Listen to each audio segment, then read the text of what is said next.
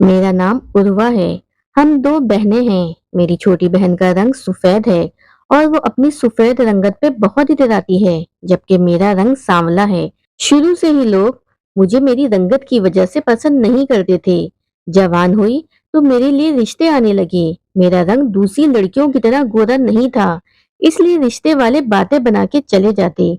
मेरी बहन मुझसे छोटी थी, लेकिन रंग गोरा होने की वजह से जो भी रिश्ता आता फौरन इसे देख के पसंद कर लिया जाता और मुझे देखते ही लड़के वालों की शक्लें उतर जाती।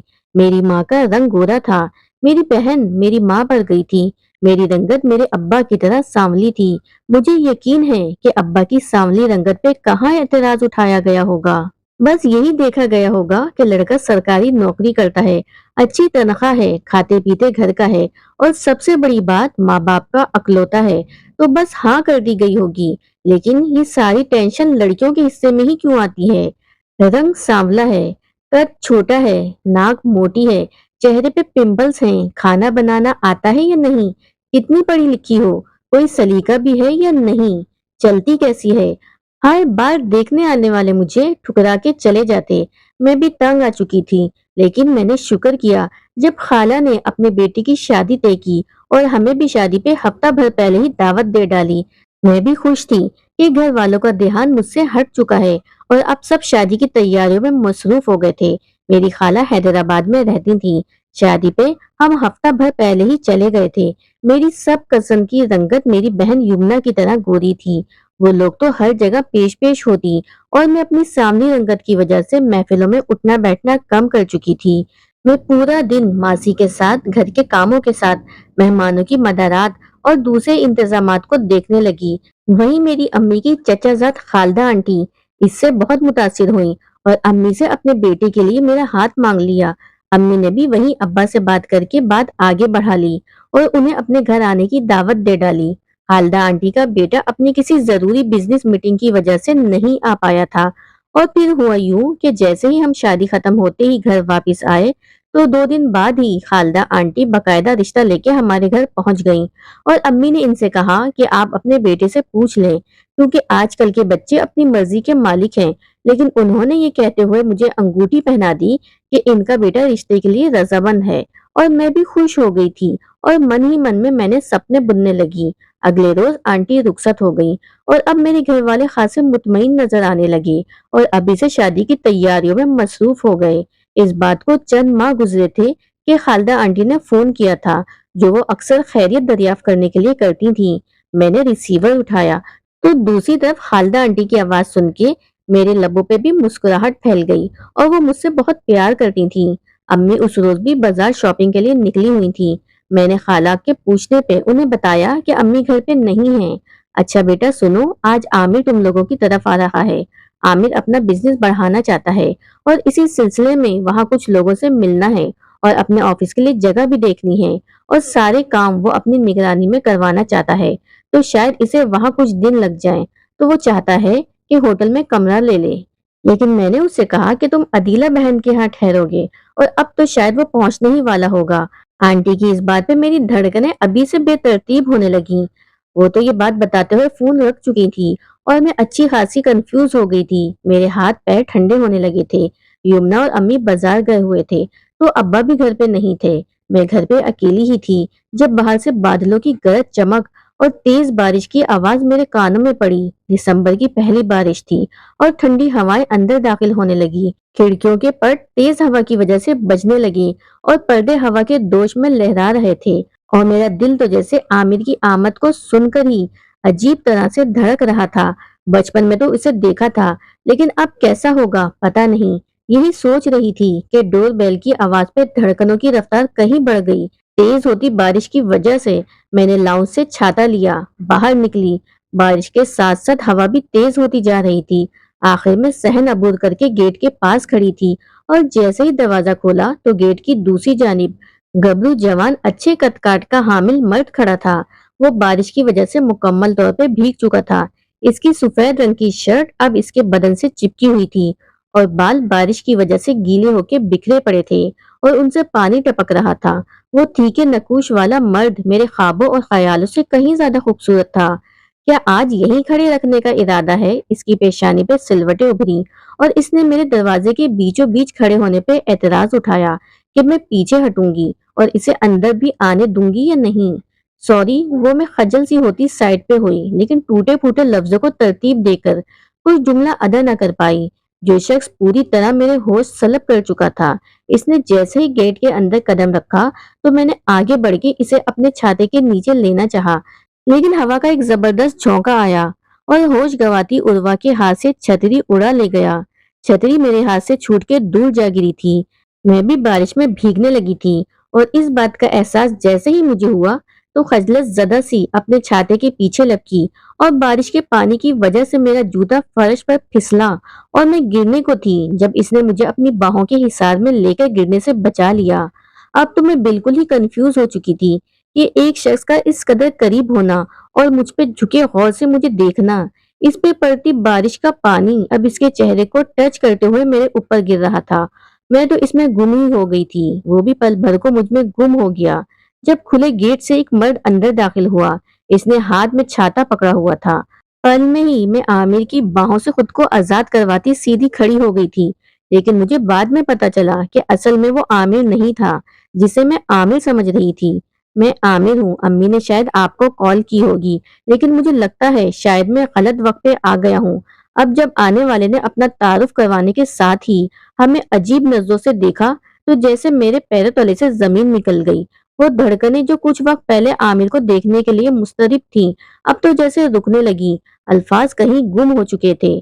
टुकर टुकर उसे देख रही थी कि अगर वो आमिर है तो फिर वो कौन था जिसे मैं आमिर समझ बैठी थी। मुझे नहीं पता। मैं तो कुछ सुनने, कहने, बोलने और समझने से कासिद बेहोशी के आलम में जा चुकी थी। इसके बाद मुझे नहीं इल्म क्या हुआ, लेकिन जब मेरी आंख खुली तो मैं लाउंज के सोफे पर पड़ी थी।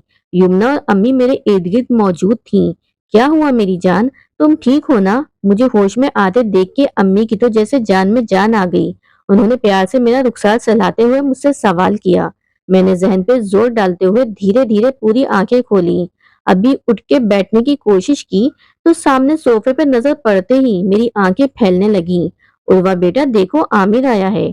उन्होंने सामने बैठे शख्स की तरफ इशारा करते हुए मुझे बताया, जो अभी भी मुझे अजीब नजरों से देख रहा था। अब मैंने नादानिस्ता तौर पर इसके साथ सोफे पर बैठे दूसरे शख्स को देखा कि फिर वो कौन है। माँ ने मेरी निगाहों के ताकुब में देखा तो फिर से बोली, ये वजदान है, तुम्हारे अमेरिका वाले मामू का बेटा।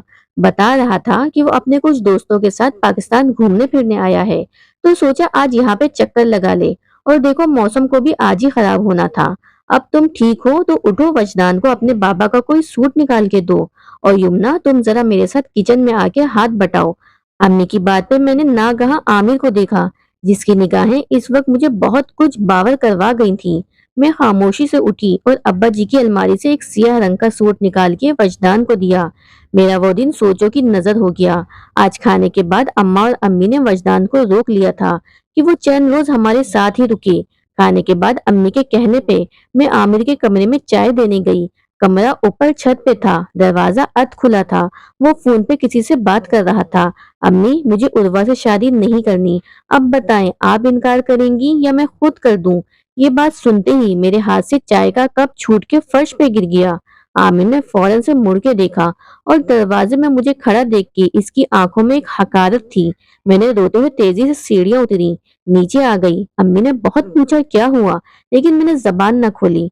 अगले रोज जब अम्मी काम से बाहर गई हुई थी, युमना अपनी सहेली के घर गई हुई थी, तो आमिर मेरे कमरे में आया और कहने लगा कि बेहतर है कि तुम खुद ही शादी से इनकार कर दो, क्योंकि मैं तुम जैसी सांवली रंगत वाली लड़की को कभी भी अपना हमसफर नहीं बनाऊंगा, और तुम जैसी किरदार की लड़कियों को बीवी बनाना आंखों देखा मक्खी निगलने के बराबर है।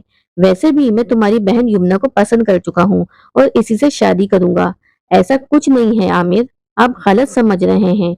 मैंने उस रोज के बारे में इसके शकूक को दूर करना चाहा, लेकिन वो कुछ भी सुनने को तैयार नहीं था।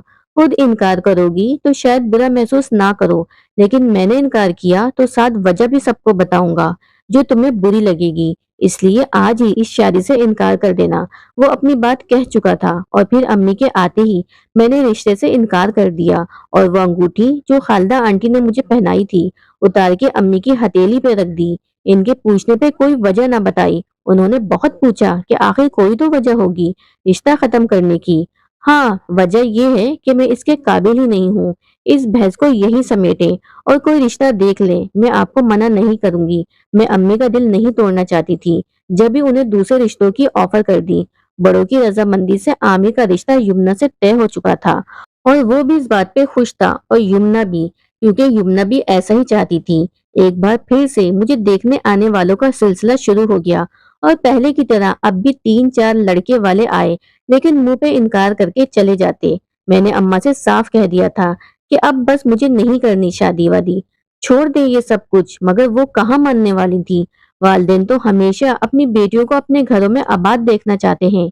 उर्वा मेरी जान, तुम फिक्र क्यों करती हो?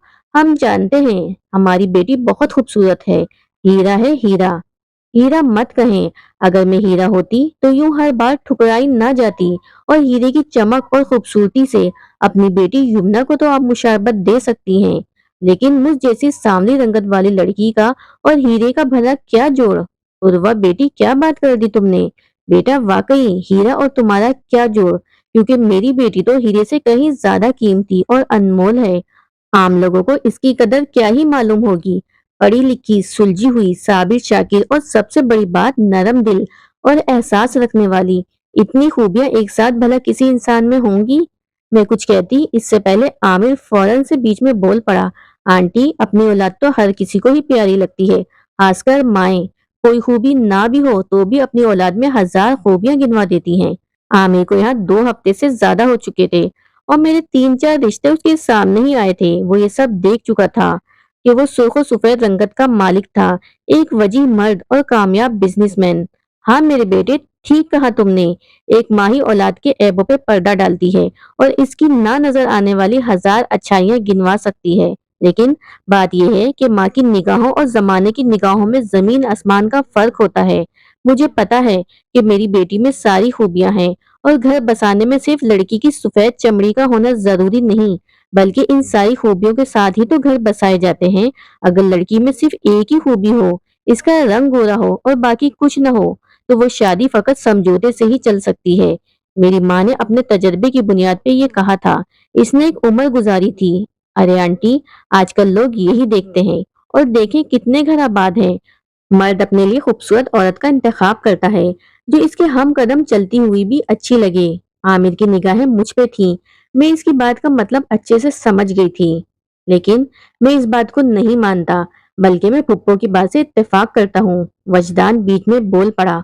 वहाँ गोरी रंगत वाली बेशुमार लड़कियां हैं जो अपना घर नहीं बसाती। मुझे बिल्कुल ऐसी ही हमसफर चाहिए थी, जिसमें तमाम खूबियां हों, क्योंकि मुझे सफेद रंगत में कोई दिलचस्पी नहीं। वैसे भी उर्वा की रंगत सांवली है तो क्या हुआ, इसके सांवले रूप में भी खुदा ने कशिश रखी है। मैं आपकी बेटी को अपना हमसफर बनाना चाहता हूँ। अगर आप रजामंद हैं तो मैं अपने पेरेंट्स को बुलवा लेता हूँ, तो वो बाकायदा तौर पे खुद आपसे रिश्ते की बात करेंगे। मजदान ने सबके सामने मुझे अपनाने की बात की थी, और मर्द तो वही होता है ना जो इतनी जुर्रत रखता हो कि एक औरत को सबके सामने उसकी अच्छाई और बुराई और खामी के साथ कबूल करे। मैंने भी वजदान के प्रपोजल को कबूल कर लिया था। वालिदैन की और मेरी रजामंदी जानने के बाद वजदान ने जल्दी से अपने वालिदैन को यहाँ बुलवा लिया था। शादी की तैयारियां कुछ तो पहले से थी और बाकी की तैयारियां भी कर ली गई और अगले महीने यमुना और मेरी एक साथ रुखसती हो गई। मैं बहुत खुश हूँ कि खुदा ने तवील सब्र आजमा इंतजार के बाद मुझे खूबसूरत मर्द से मिलवा दिया था। खुदा ने मेरे लिए बेहतरीन इंतखाब किया था। वजदान ने मेरा पासपोर्ट बनवाया और फिर मुझे अपने साथ ही अमेरिका ले गया। शादी के चंद साल गुजरे थे। हमारे आंगन में 2 फूल खिले, यानी एक मेरी बेटी मेहर और एक बेटा सबतैन, जो घर भर की रौनक है। वालिद हयात नहीं रहे। वालिद साहब की बरसी पे पाकिस्तान चक्कर लगाया, जहाँ यमुना से भी मेरी मुलाकात हुई, जो ज्यादा खुश नहीं लग रही थी। पूछने पे इसने सारे इल्जामात आमिर और खालदा आंटी के सर थोप दिए कि वो लोग बिल्कुल भी अच्छे नहीं हैं और इसका ख्याल नहीं रखते। रिश्तेदारों से इल्म हुआ कि यमुना ना तो ढंग से घर को संवारती है और न ही शोहर और सास का अच्छे से ख्याल रखती है। मुझे आमिर की निगाहों से आज शर्मिंदगी झलकती महसूस हुई, जैसे वो कह रहा हो कि अदीला आंटी ठीक ही तो कहती थी।